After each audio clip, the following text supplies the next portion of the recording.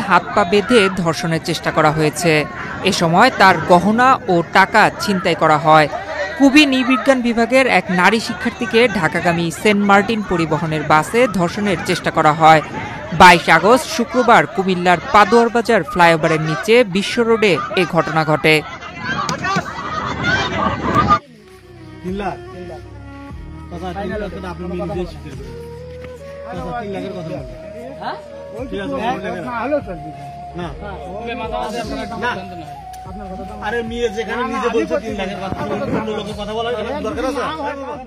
আসসালামু আলাইকুম দর্শক, দেশ দেশের বাড়ি থেকে যারা এই মুহূর্তে ভিডিও ওপেন করেছেন সবাইকে অসংখ্য অসংখ্য ধন্যবাদ। দর্শক, প্রথমেই আপনারা শিরোনামে দেখেছেন পুলিশের পিজন ভ্যানে ধর্ষণকারীকে উঠানো হয়েছে। সেখানেই নারীরা ধর্ষণকারীকে জুতাপিটা করছেন, যা অবাক করা তথ্য।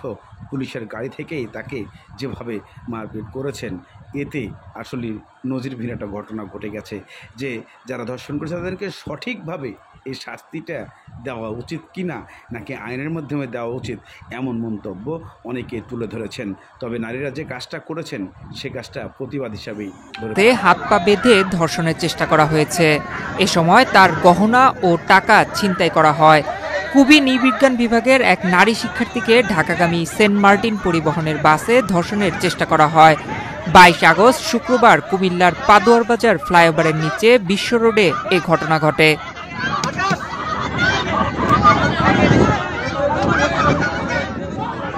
বিষয়টি জানতে পেরে কুমিল্লা বিশ্ববিদ্যালয়ের শিক্ষার্থীরা স্থানীয়দের সহায়তায় অভিযুক্ত 5 জনের মধ্যে 2 জন সহ বাসটি আটকে রাখেন। কুমিল্লা সদর দক্ষিণ থানা থেকে পুলিশ এসে অভিযুক্ত 2 জনকে আটক করেন।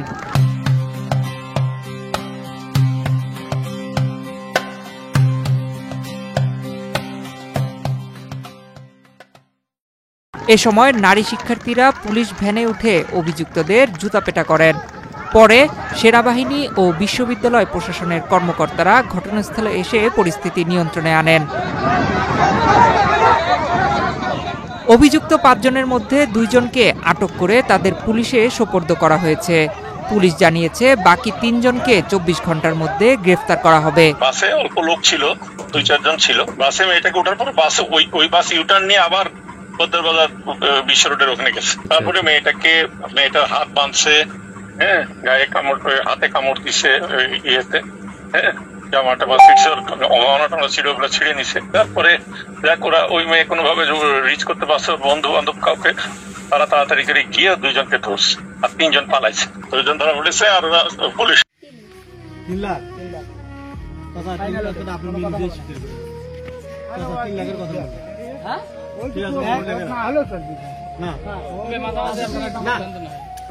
আরে মেয়ে যেখানে নিজে বলছে 3 লাখের কথা, অন্য লোকের কথা বলার দরকার আছে?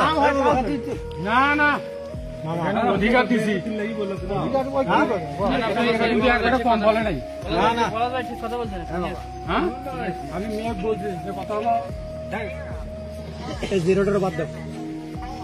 আমি মেয়েকে একবারই নির্ভয়ে বলছি যে কথা হলো ভাবে চিন্তা বলো, 3 লাখ কোনদিন কম কথা বলে নেই। ঢাকা থেকে একটা মেয়ে নিয়েছে আমার গ্রাম, আমি কাজী কাছে ডাইরেক্ট কাজী স্টেটমেন্ট কত করে খুশি হব।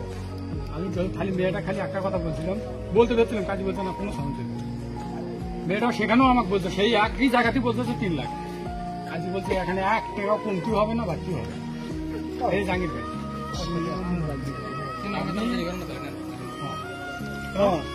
তোমরা মেয়ে ছেলে মেয়ে দিত, এনাদের 2 জন সহ পলাশ আর মিল্লাত আমার দিবে।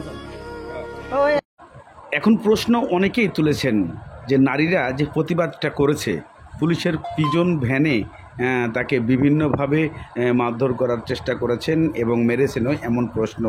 এতে অনেকেই বলছেন এটা আইন হাতে তুলে নিচ্ছে, আবার অনেকেই বাহবা দিচ্ছেন।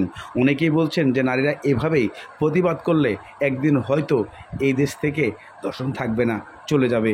তবে কথাটা কতটুকু যৌক্তিক আপনারা কমেন্ট করবেন এবং শেয়ার করবেন এই ভিডিওটা।